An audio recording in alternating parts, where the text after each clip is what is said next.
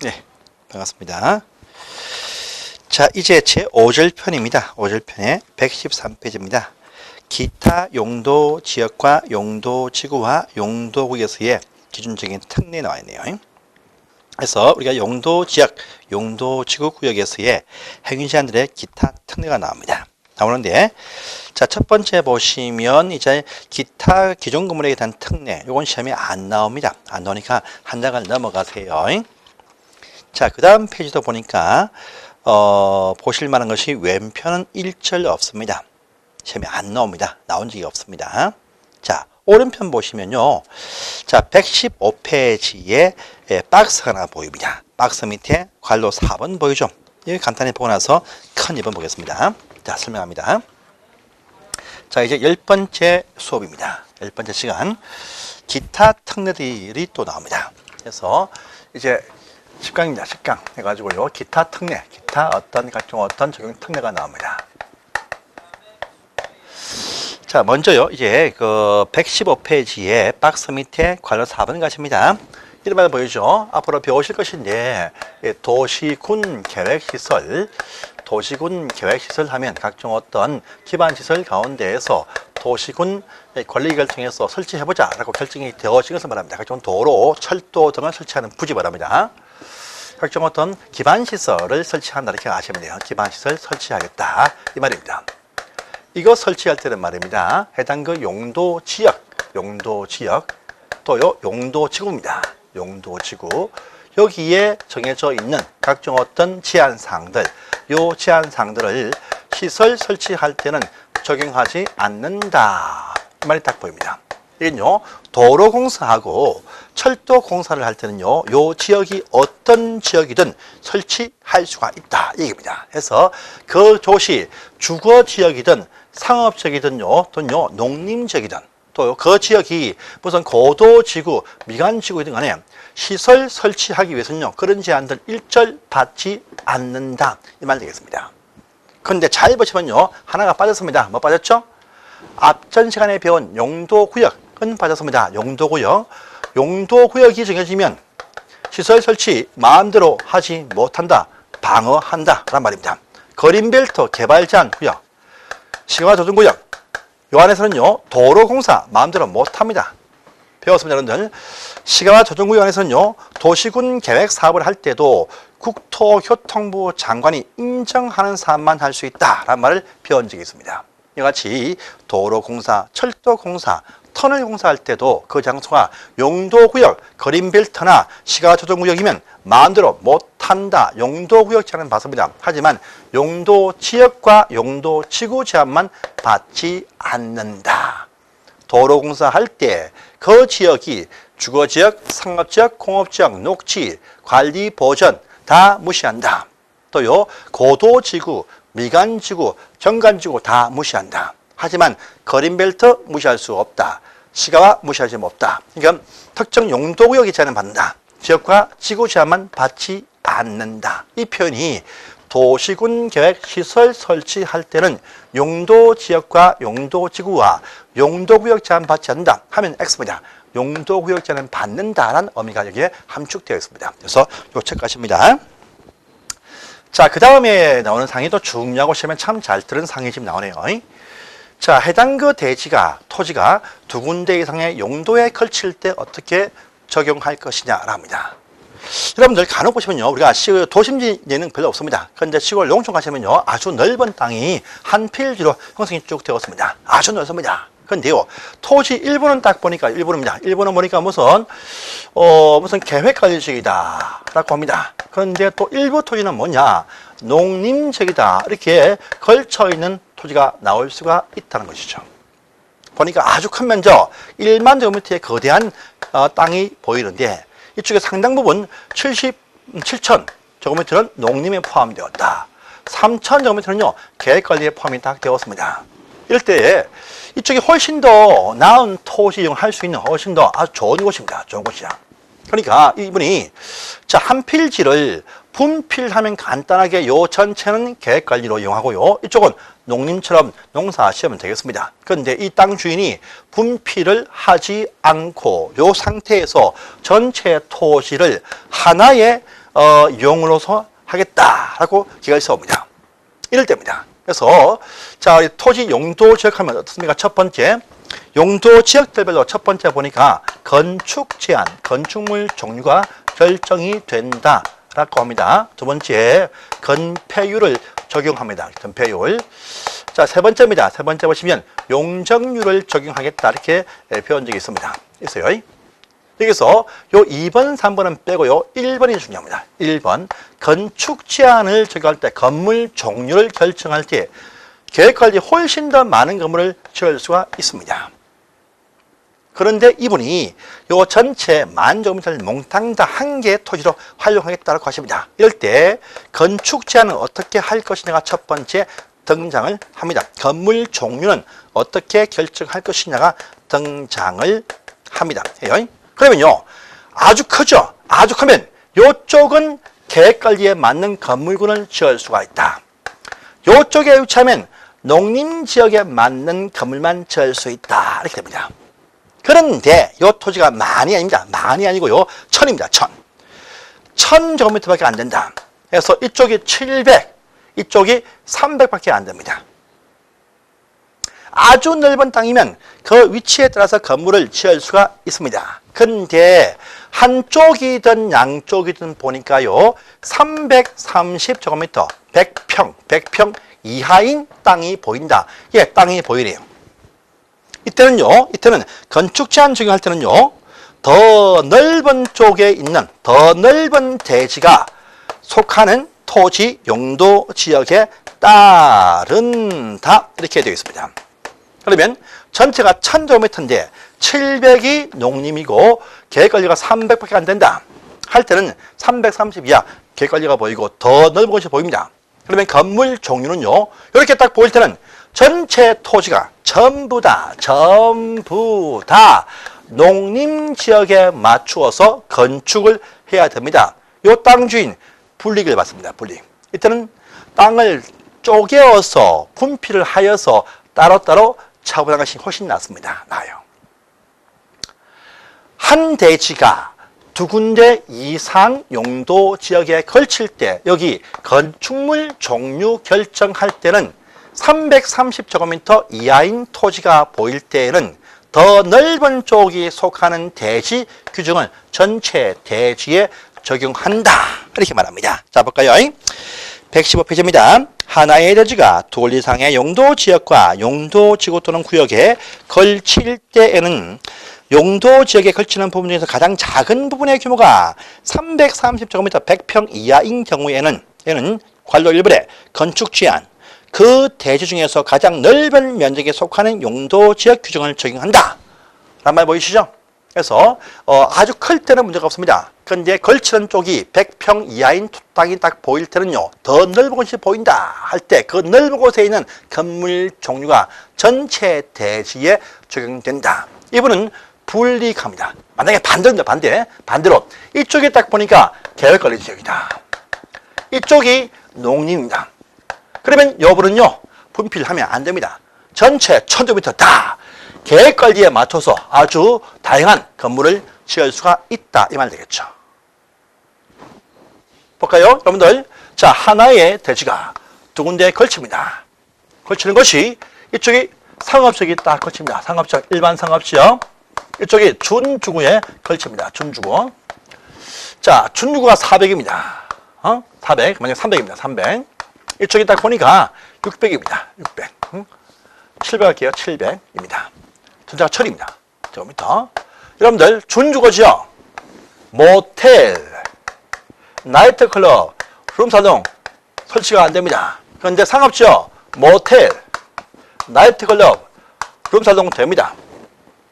그러면 보니까 양쪽을 딱 보니까 한쪽이 330 이하가 보입니다. 그러면요, 더 넓은 곳이 상업지역이네요. 그러면 전체 1000이다. 상업지역에 맞추어서 건축물 종류를 정할 수가 있다. 요 전체 대지에 걸쳐서 모텔, 나이트, 룸사동 지을 수가 있습니다. 근데 반대일 때는요, 안 됩니다. 안 돼. 330 이하인 토지가 보이면 더 넓은 쪽에 있는 대지의 토지 용도에 맞는 건축물 종류가 결정된다. 이 말 되겠습니다. 이번엔 상당히 좋겠네요. 이쪽 전체 깔고 모텔을 지어서 나이트를 지어서 룸을 지어서 장사할 수 있게 된다. 이렇게 보시면 됩니다.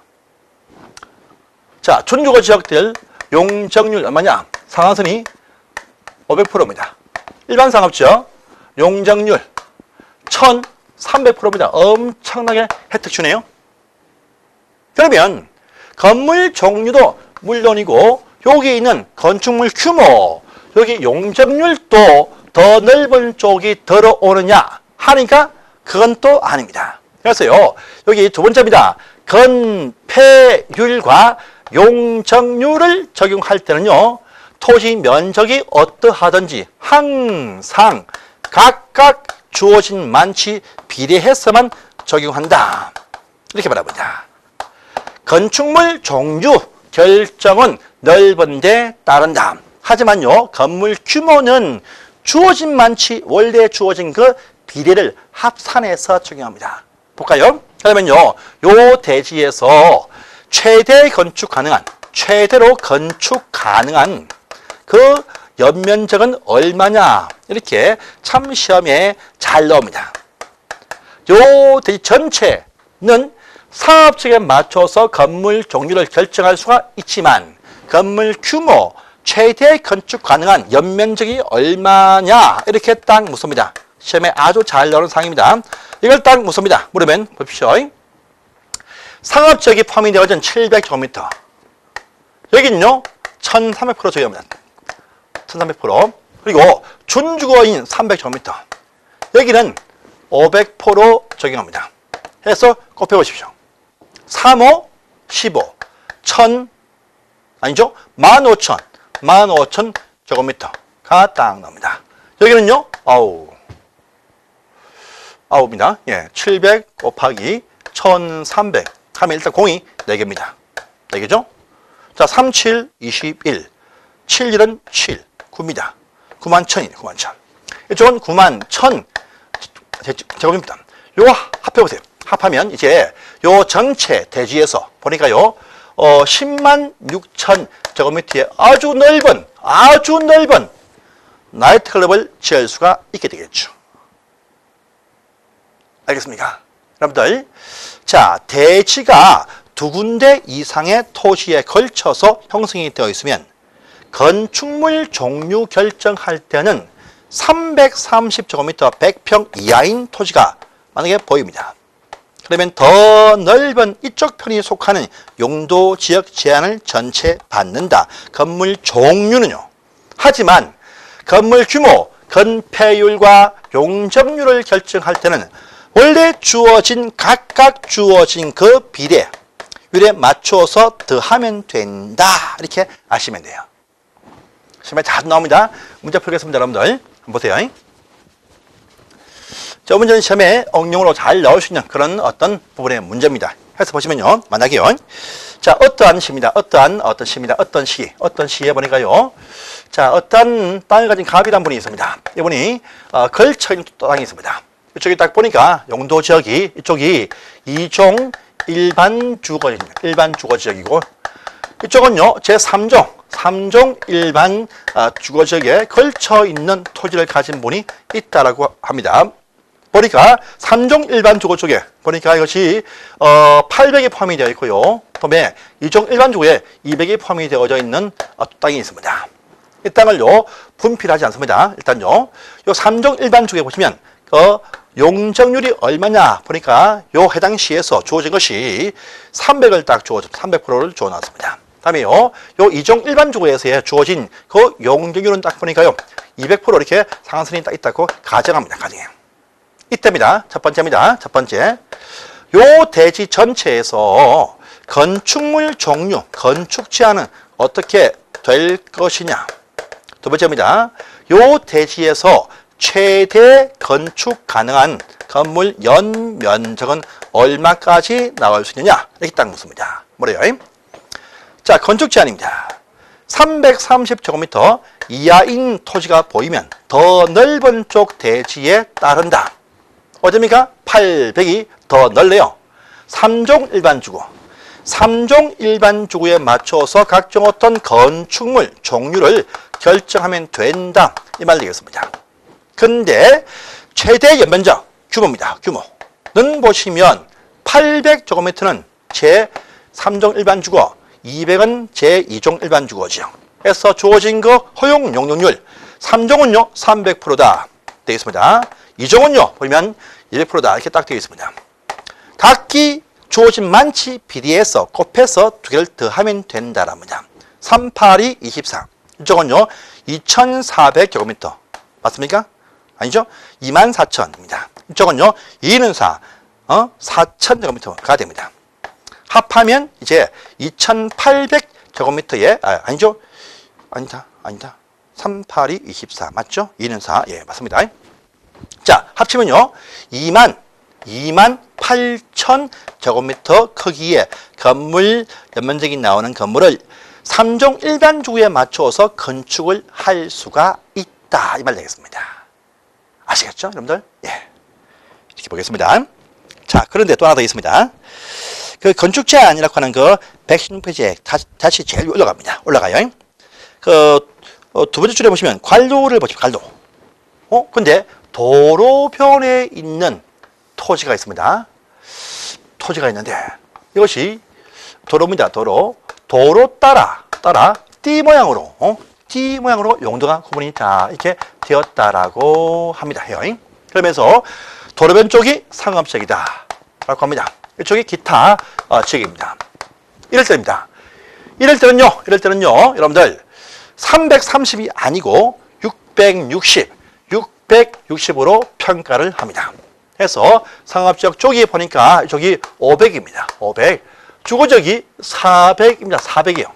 그러면 둘 다 660 이하입니다. 이하여도 더 넓은 곳이 이쪽이죠. 그럼 전체 900이 다 상업지역에 맞는 건물로서 건축을 할 수가 있게 된다라고 합니다. 그래서 도로변에 T 모양 형성이 되어져 있는 용도적 구분이 상업지역에 포함이 되었다라고 할 때는요 660으로 크고 작음을 평가를 한다. 이렇게 해서 완화시켜주는 곳이 있습니다. 이것도 확인하십시오. 그래서 보시고 오른편입니다. 이제 예외 보이네요. 예외 117페이지입니다. 이것도 시험에 잘 뜹니다, 여러분들. 자, 이제 용도 지역이 아니고 용도 지구입니다. 용도 지구에 어떠한 건물이 걸칩니다. 볼게요. 자, 어떠한 대지가 있습니다. 있는데 요 대지에 걸쳐가지고 이만치가 보니까요 무슨 미관지구에 속한 토지가 보인다라고 합니다. 해요. 이럴 때입니다. 요 땅 주인이 건물을 지을 때입니다. 건물을 딱 지을 때 요쪽 편에 건물을 딱 지으면 미관을 피할 수가 있습니다. 그런데요 여기에 포함이 되어져 있는 이쪽 편의 건물을 딱 지을 때는 이쪽이 한옥 미관지구다 라 합니다. 그러면 이쪽 편은요 한옥을 이렇게 건축을 딱 해야 된다랍니다. 요 용도 지구에 제한 받습니다. 여기 있는 미관지구 제한을 받아요. 그런데 자 이쪽은 아닙니다. 아니야. 그러면 요 대지 땅 주인이 요 대지에 건축을 할 때 여기 미관지구에 걸치는 건물을 건축합니다. 걸치니까 요쪽은 딱 보면 미관에 맞추어서 건축을 딱 이렇게 해야 될 것입니다. 그런데 이쪽은 아니죠. 아니니까 이쪽은 그냥 이렇게 건물을 지을 수가 있느냐.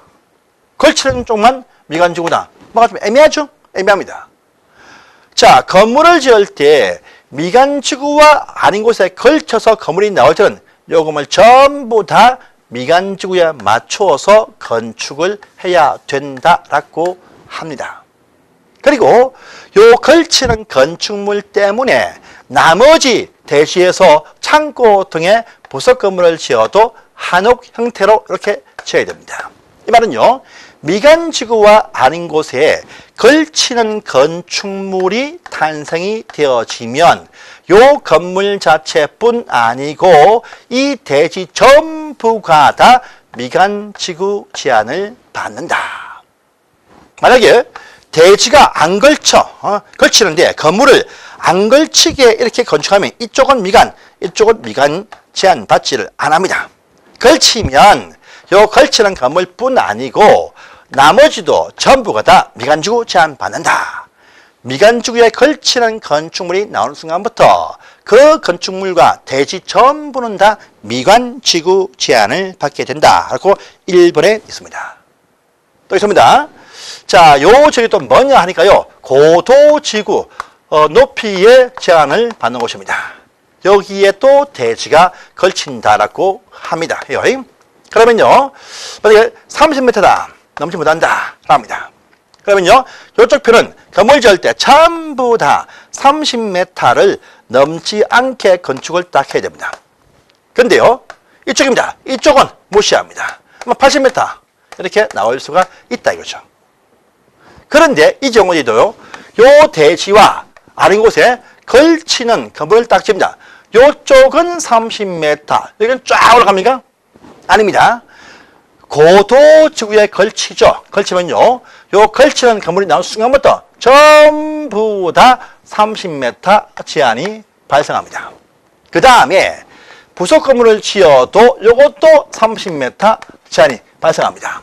이같이 고도지구에 걸치는 대지에서 건축을 할 때 고도지구에 걸치는 건물이 탄생되는 순간부터 이 건물뿐 아니고 이 대지 전부가 다 고도지구 제한받는다. 안 걸치면 무시합니다. 이 말이 역시 1번에 있는 사항입니다. 자, 보시고요. 다음에 관로 2번입니다. 방화지구 나오네요. 방화지구. 자, 이제 보니까요. 어떤 대지가 방화지구입니다. 이만치가 뭐냐? 자, 방화지구입니다. 방화지구에 딱 걸칩니다. 방화지구에 가 있는데 걸치는 대지가 이만치 보입니다. 그러면요. 자, 요쪽에서 딱 건물 지으면 방화벽 등으로 튼튼하게 딱 해야 됩니다.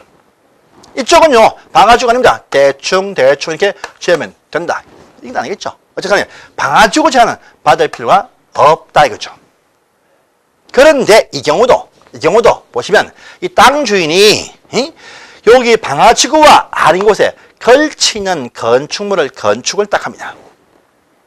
그러면 걸치는 순간부터 요 전부 다 방화지구 제한을 받게 됩니다.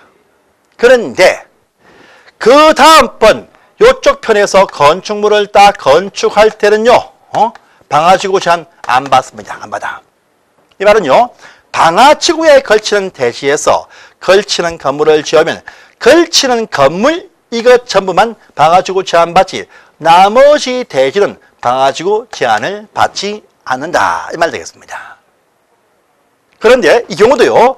방화지구와 아닌 곳에 걸치는 건물 이놈을 요 사이에 방화벽으로 구획을 나누어 둔다라고 한다라면 나머지 건물 부분 방화지구 제한 받지 않게 될 수 있다. 이렇게 또 나와 있습니다. 이것도 보십니다. 자, 그 다음 페이지입니다. 118페이지 보세요. 이제 대지가 녹지에 걸친다 라는 말이 보입니다. 자, 이제 보시면 이쪽이 뭐냐 하니까요. 녹지입니다. 자연 녹지입니다. 여기에 딱 걸치네요. 이쪽이 뭐냐 하니까 이쪽이 어떤 저기 일반 주거지요. 일반 주거지요. 제 뭐 이종이다 이렇게 알 수 있습니다. 자, 이쪽에 걸치는 대지가 보입니다. 대지가 딱 보입니다. 전체가 1000제곱미터인데 일반 주거 쪽에 보니까요. 이것이 800이 포함되었다. 자연 녹지가 200이 포함되었습니다. 이때 건축물 종류 결정하면요. 원칙은요. 330제곱미터 이하인 토지가 지금 보입니다. 보여. 그러면 이 대전부가 다 건축 제한을 일반 주거에 맞춘다. 그것이 원칙입니다. 원칙. 그런데 녹지라는 것은 특별한 그 목적이 있습니다. 녹지에 걸치면요. 면적을 묻지를 안 합니다. 안 합니다. 항상 녹지는 녹지로만 존재한다. 기타 나머지만 가지고 이용해라 할 겁니다.